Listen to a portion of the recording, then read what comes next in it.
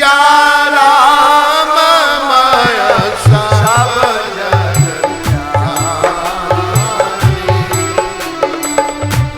करहु प्रणाम जोर जुग पानी। करहु प्रणाम जोर जुग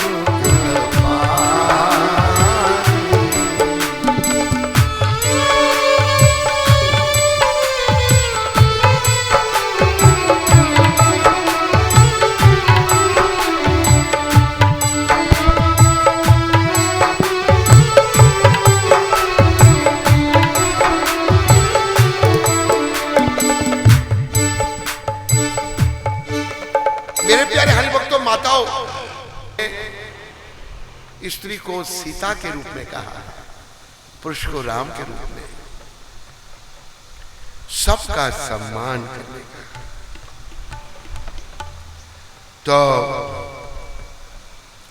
ब्रह्मा जी ने सृष्टि की रचना की। तो शुरुआत में जब भगवान के आदेश पर ब्रह्मा जी ने रचना प्रारंभ की और पहले 4 मानसिक पुत्र उत्पन्न किए। पहले भी थोड़ी कथा हमने सुनाई थी। 4 कुमारों को उन्होंने कहा सृष्टि बढ़ाओ, तो उन्होंने मना कर दिया। तो ब्रह्मा जी को क्रोध आ गया।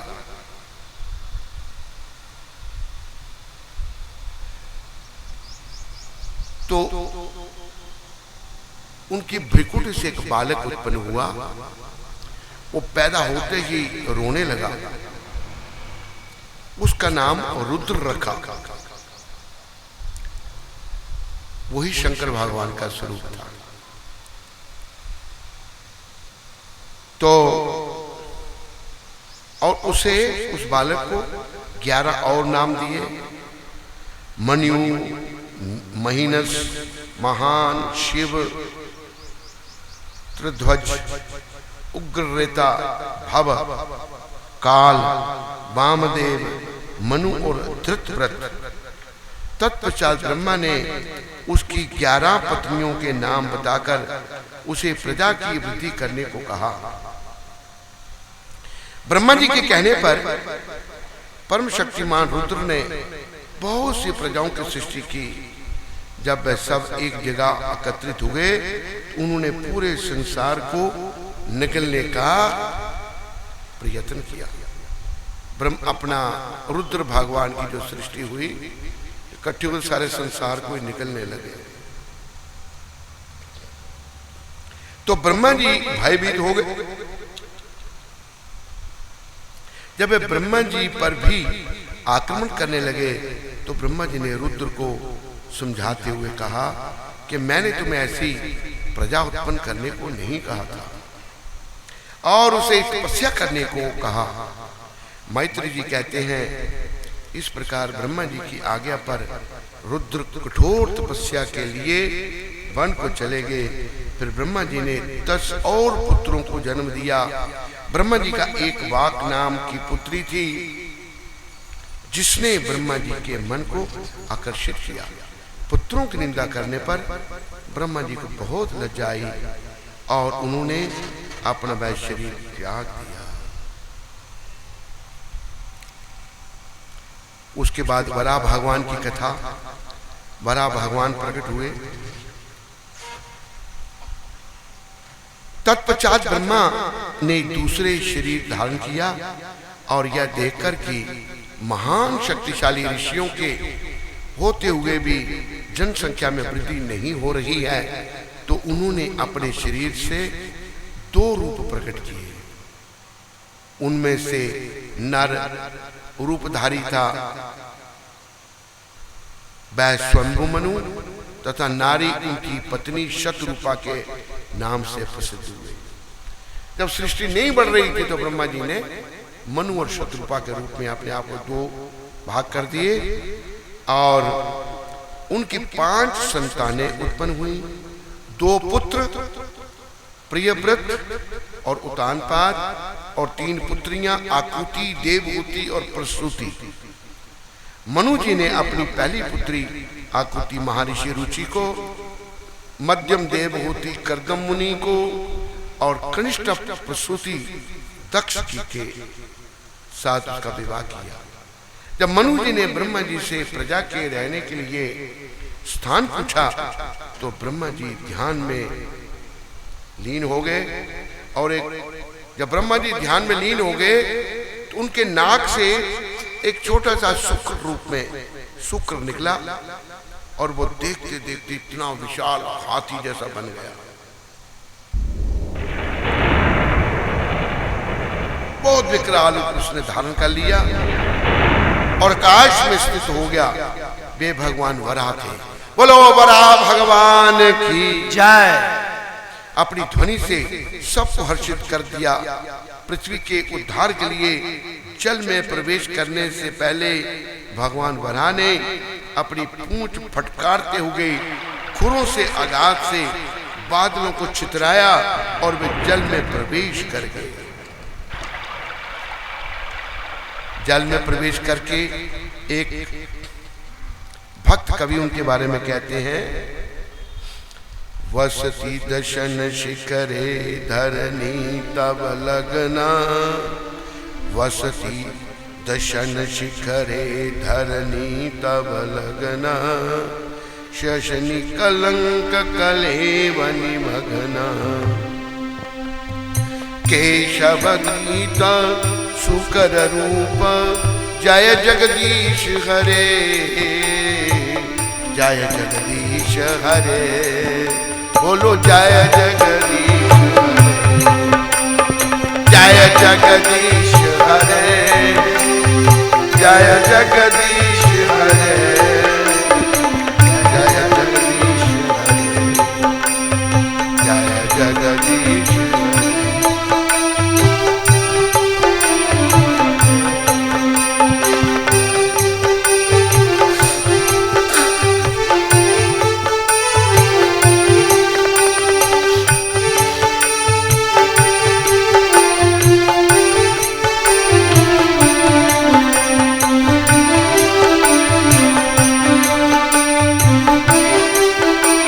भगवान केशव की जय हो, जो वराह के रूप में अवतरित हुए।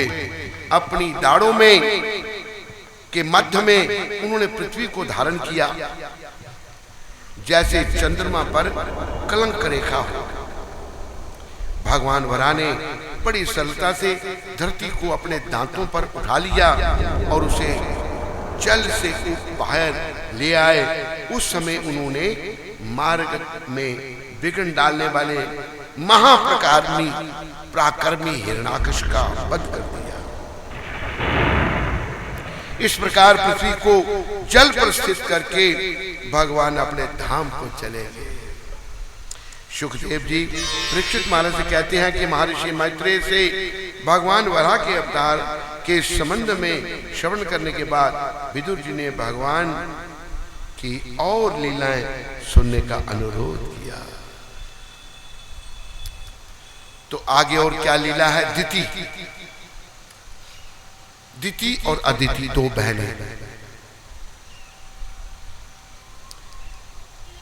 सगी बहनें हैं, लेकिन एक ने जन्म दिया, दिति ने जन्म दिया दैत्यों को, राक्षसों को, और अदिति ने जन्म दिया देवताओं को। मेरे प्यारे हरिभक्तों, माताओं, बहनें दो, सगी बहनें, लेकिन स्वभाव अलग अलग। तो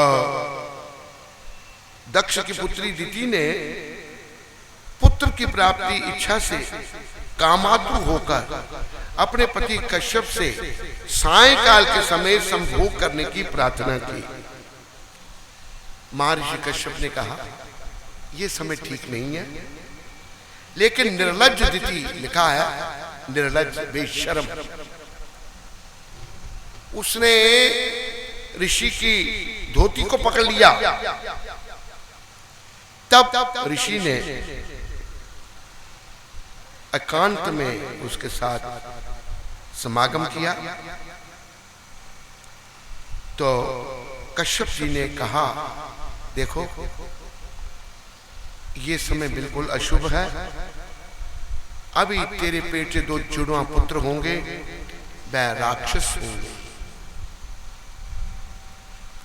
और वो गौ ब्राह्मण को सुताएंगे, तब सबकी रक्षा करने वाले भगवान अवतार लेकर उनका वध करेंगे। तो दिति ये जानकर के मेरे पुत्र राक्षस होंगे, उसने क्या किया कि 100 साल तक वो गर्भ धारण कर रखा, 100 साल तक जन्म ही नहीं लिया, जिससे सब दिशाओं में अंधकार छाने लगा। देवताओं के प्रार्थना करने पर ब्रह्मा जी ने उन्हें उनके पूर्वज और अपने मानस पुत्र चारों कुमारों की कथाएं सुनाई। 1 वर्ष सनकादिक मुनि श्री हरि के निवास वैकुंठ धाम में गए। 4 कुमार वैकुंठ लोक में गए, तो जब 7वीं ड्योढ़ी वो पार कर रहे थे वैकुंठ की, उस समय जय और विजय जो भगवान के द्वारपाल, उन्होंने उनको रोक दिया। तो 4 कुमार जो बाल्यावस्था में रहते हैं, नग्न रहते हैं, 5 साल की अवस्था से वो बढ़ते नहीं, उन्होंने जय विजय को श्राप दे दिया कि तुम यहां वैकुंठवासी होकर के तुम लोगों ने हमारा अपमान किया, जाओ तुम राक्षस की योनि में जाओ, तुम इस योनि के योग्य नहीं हो। इतनी देर में भगवान लक्ष्मी सहित वहां पहुंच गए और उन्होंने 4 कुमारों को प्रणाम किया। 4 कुमारों ने भगवान को प्रणाम किया और भगवान कहते हैं, इन मेरे द्वारपालों ने आपका अपमान किया, इन्होंने मेरा भी ध्यान नहीं किया, आपने जो इन्हें श्राप दिया वो मेरी इच्छा से दिया, अब इनको असुरों की योनि में जाना पड़ेगा। वही द्वारपाल जय और विजय हिरण्याकश और हिरण्यकशिपु बने और भगवान ने वरा रूप में हिरण्याकश और नृसिंह रूप में हिरण्यकशिपु का वध किया और उनका उद्धार किया।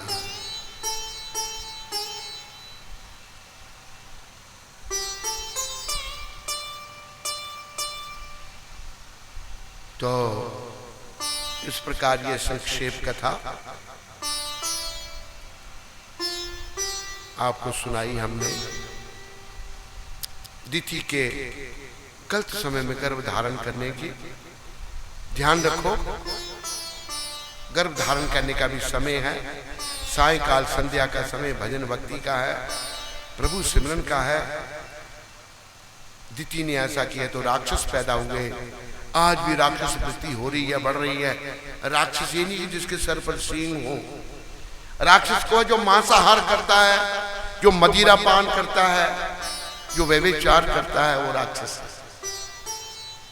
तो राक्षस वृत्ति बढ़ती जा रही है। आप सब कृपा करके भक्ति भाव बढ़ाओ और राक्षस वृत्ति को घटाओ। अभी देवहूति का जो है विवाह कर्दम मुनि से। तो कर्दम मुनि जो हैं वह बड़े तपस्वी थे।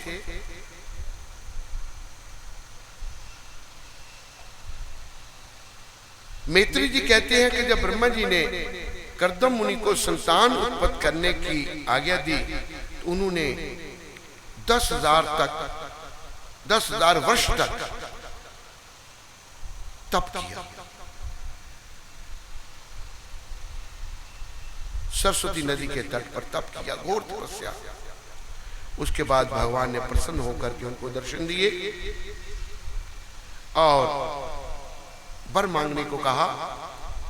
तब कर्दम मुनि जी कहते हैं, प्रभु मैं आपके अनुरूप पुत्र चाहता हूं।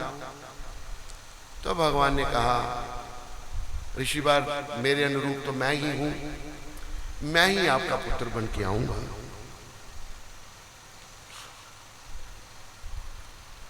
भगवान ने कहा कि आज के 3 दिन के बाद मनु और शत्रुपा अपनी पुत्री को तुम्हारे पास लेके आएंगे। पुत्री देवहूति उनकी, उसने आपकी बड़ी प्रशंसा सुनी है और वो आपको पति रूप में मानती है, तो आप उसको स्वीकार कर लेना और अपने ख्रिस्त आश्रम का पालन करना।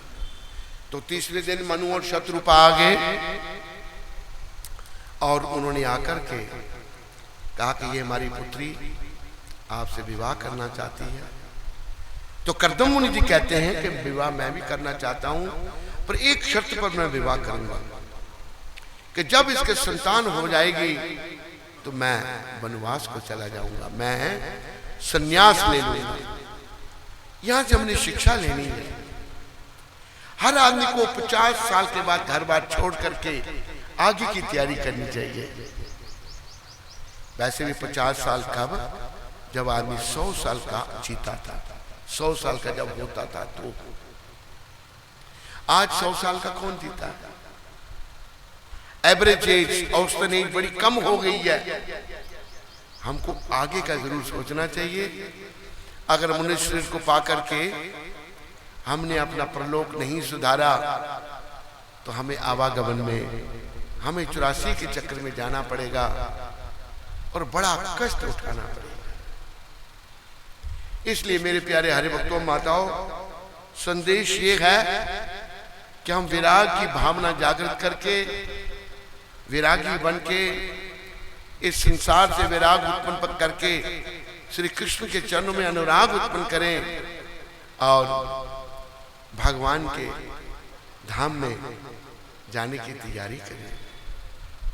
अगर हम भगवान के धाम में नहीं जाते और आवागमन में चले जाते हैं तो बड़े कष्ट उठाने पड़ते हैं। तो कर्दम मुनि जी ने विवाह कर लिया, बड़ी घोर तपस्या की माता देवहूति ने भी। देखो माता ने किसको अपना पति बनाया, देवहूति। धन्य है माता देवहूति। बोलो देवहूति माता की जय। एक तपस्वी को, एक दिव्य गुणों के भंडार कर्दम मुनि। आजकल की जो माताएं हैं, बालिकाएं हैं, पति अपना चुनते हैं। पहले भी मैंने कहा था जो 9-2-11 लगता हो, एक्टर जैसा हो, जो लंबे बाल हो, हिप्पी बना हो, उनको चुनती हैं अपना पति। और पति चुनने के बाद लड़ाइयां शुरू हो जाती हैं उनकी। एक हमारे संपर्क में भी आया स्वामी मूर्खानंद। तो मैंने कहा सुना भाई ब्याह शादी का?